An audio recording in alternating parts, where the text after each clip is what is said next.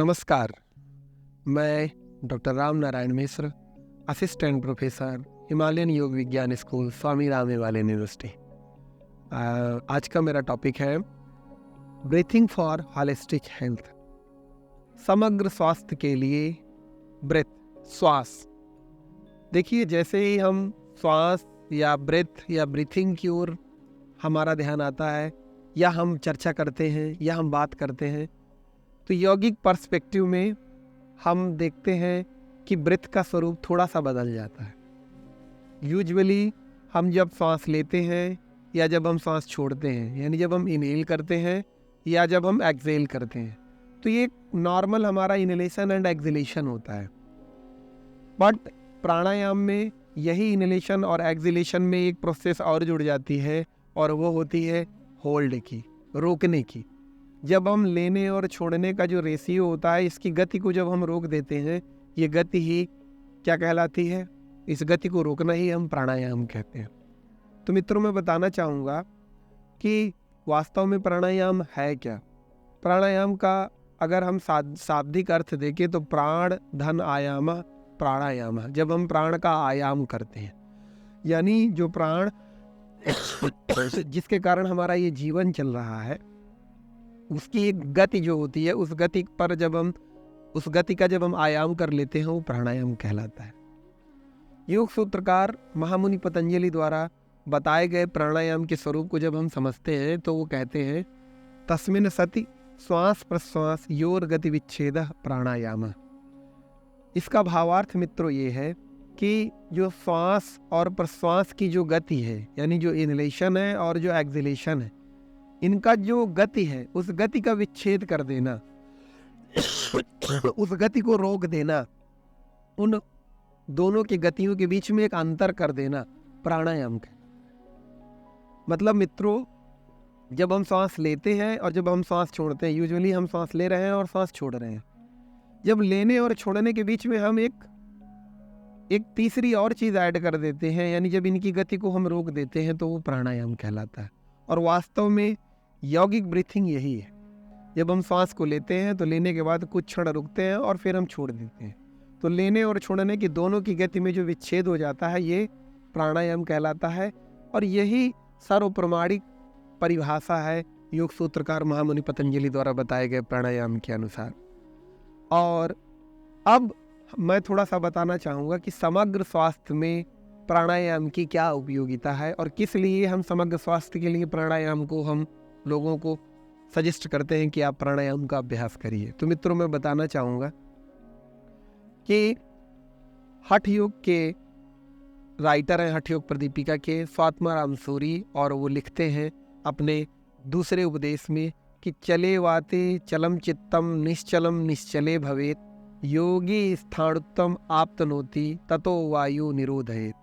इसका भावार्थ मित्रों ये है कि जब तक शरीर में वायु चलायमान होती है, देखिए, अगर हम थोड़ा सा मैं आपको फिजियोलॉजिकल बता रहा हूँ, जो फिजियोलॉजिकल एस्पेक्ट पे हम देते हैं, तो जब हमारा सर्कुलेटरी सिस्टम है, उस सर्कुलेटरी सिस्टम तभी प्रॉपर सर्कुलेशन होता है जब उसमें प्रॉपर ऑक्सीजन होता है, और ऑक्सीजन के साथ ही हमारा सर्कुलेशन चलता है। यौगिक टर्मिनोलॉजी में यही ऑक्सीजन प्राण कहलाता है, जिसके कारण हमारा जीवन चलता है।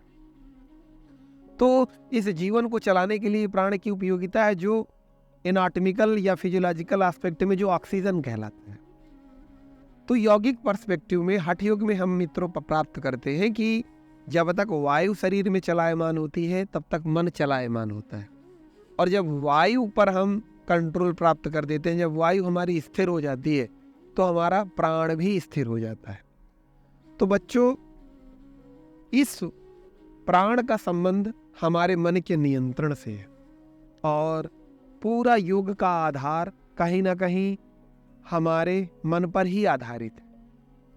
और जब हम समग्र स्वास्थ्य की बात करते हैं, तो हम तीनों तरह के हेल्थ की बात करते हैं, वो फिजिकल हो, वो मेंटल हो और स्पिरिचुअल हो। और इन तीनों का जो बेस है वो मन है, माइंड है।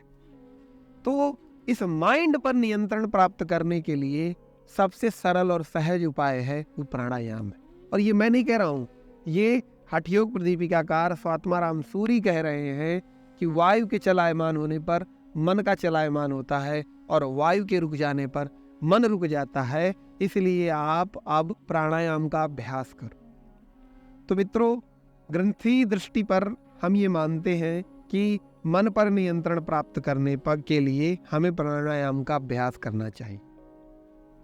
व्यवहारिक दृष्टि में मैं बताना चाहूँगा, जब हम इनहेलेशन और एक्सहेलेशन करते हैं या जब हम प्राणायाम करते हैं, तो आप अगर फिजियोलॉजिकल दृष्टि में देखेंगे तो साइंटिफिक एस्पेक्ट में हमने ये माना है कि पूरे शरीर में ऑक्सीजन कंजम्पशन सही होता है, और इनहेलेशन और एक्सहेलेशन से प्रॉपर शरीर में सर्कुलेटरी सिस्टम सही ढंग से काम करता है, हमारा इम्यून सिस्टम अच्छा होता है, और सबसे बड़ी बात अगर हम देखें तो हम मस्तिष्कीय रूप में हमारा पूरा जो पूरे इस ब्रेन का सेंट्रल नर्वस सिस्टम है वो प्रॉपर एक्टिव होता है। किसको करने से? ब्रीथिंग प्रैक्टिसेस करने से, प्राणायाम को करने से। तो इसलिए हम प्राणायाम करने की सलाह देते हैं और प्राणायाम कराते हैं। मित्रों, कभी भी अगर हम ये चीज़ मेडिकली अप्रूव्ड है कि हमें जितनी भी डिजीज़ होती हैं उनके पीछे 90% रीज़न कहीं ना कहीं मेंटल इलनेस होता है, और प्राणायाम एक ऐसा माध्यम है जिसके माध्यम से हम अपने आप को मेंटली फिट कर सकते हैं, मेंटली बैलेंस कर सकते हैं, और मेंटल हेल्थ हमारा कंप्लीट होगा। तभी तो हम हॉलिस्टिक वे में आएंगे। जब हमारा मन प्रॉपर नियंत्रण में आ जाएगा, जब हम मेंटली आप फिट हो जाएंगे, तो प्राणायाम तो हम कर रहे हैं, प्राणायाम करने से हमारे अंदर फिजिकल स्ट्रेंथ भी डेवलप हो रही है, और मेंटल और फिजिकल दोनों तरह की स्ट्रेंथ डेवलप होने के बाद हमारी स्पिरिचुअल हेल्थ अपने आप डेवलप हो जाएगी। तो इन तीनों एस्पेक्ट में प्राणायाम हमें कहीं ना कहीं अत्यधिक लाभकारी दिख रहा है। मैं बताना चाहूँगा बच्चों कि योग सूत्रकार महामुनि पतंजलि ने भी चित्त प्रसादन में भी प्राणायाम की चर्चा की है। चित्त का प्रसादन मतलब मन की शुद्धता के लिए भी उन्होंने प्राणायाम के करने का निर्देश दिया हुआ है। वो समाधिपाद में कहते हैं कि प्रच्छर्दन विधारणाभ्याम हुआ प्राणस्य, कि जो प्राण है इसका प्रच्छर्दन करना और विधारणा करना, यानी लेना और छोड़ना, और इन दोनों की गति को रोकना प्राणायाम हो जाता है, और ये प्राणायाम है। तो कहते हैं कि मन के प्यूरिफिकेशन के लिए हमें प्राणायाम करना आवश्यक है। प्राणायाम हम करते हैं, और वहीं प्राणायाम का फल बताते हुए कहते हैं तथा क्षीयते प्रकाशावरणम और धारणस्य योग्यतः मनसा, कि हमारे जो अज्ञानता का आवरण है उसका क्षय होता है और मन में धारणा की योग्यता आती है। ये एक मनोवैज्ञानिक दृष्टि हुई। तो मित्रों, मैंने फिजियोलॉजिकल एक दृष्टि आपके समक्ष रखी, एक मैंने आपको फिलॉसफिकल दृष्टि रखी, और एक मैंने साइंटिफिक दृष्टि रखी, और इन तीनों दृष्टियों के आधार पर हम इस निष्कर्ष पर पहुंचते हैं कि हॉलिस्टिक हेल्थ में जब हम तीनों तरह के स्वास्थ्य की बात करते हैं, जब हम शारीरिक स्वास्थ्य की बात करते हैं, जब हम मानसिक स्वास्थ्य की बात करते हैं, जब हम आध्यात्मिक स्वास्थ्य की बात करते हैं, इन तीनों तरह के स्वास्थ्यों को प्रभावित करने में कहीं ना कहीं हमारे प्राणायाम की अत्यंत उपयोगिता है।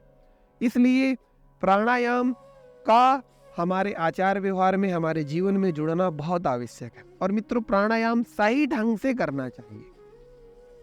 प्रॉपर इनहेलेशन, प्रॉपर एक्सहेलेशन, और इन दोनों के इनहेलेशन और एक्सहेलेशन के बीच में जो एक तीसरी प्रोसेस है जिसको हम होल्ड बोलते हैं या हम कुंभक बोलते हैं, उसका प्रॉपर एक तरीके से होना चाहिए, जो रेशियो हमारे ग्रंथों में बताया गया है। और उस रेशियो के आधार पर जब हम प्राणायाम करते हैं तो हमें उसके अनेकानेक लाभ प्राप्त होते हैं। तो आज की इस व्याख्यान के माध्यम से मित्रों, मैंने यही बात आपको समझाने का प्रयास किया कि जो हॉलिस्टिक हेल्थ है, जिसमें हमारे तीनों प्रकार के स्वास्थ्य इन्वॉल्व है, इन तीनों तरह के स्वास्थ्यों के लिए हमें प्राणायाम का अभ्यास करना चाहिए। और प्राणायाम के अभ्यास से हम मानसिक रूप से स्वस्थ होते हैं, शारीरिक रूप से स्वस्थ होते हैं, और शारीरिक और मानसिक रूप से स्वस्थ होने के कारण अपने आप हम आध्यात्मिक रूप में स्वस्थ हो जाते हैं। इसी आशा के साथ बहुत बहुत धन्यवाद।